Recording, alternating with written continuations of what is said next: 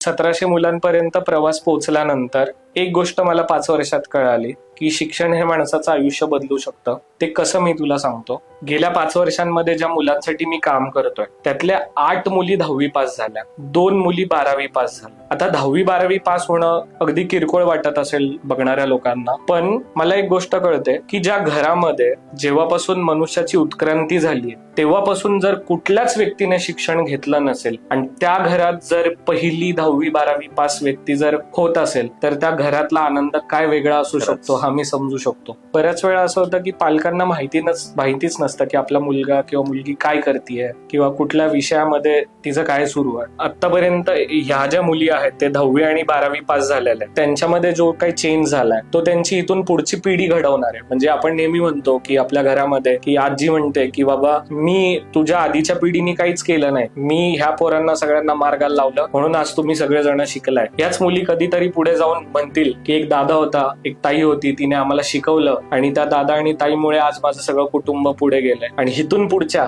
सगळ्या पिढ्या तिच्या शिक्षण घेत राहणार. करेक्ट.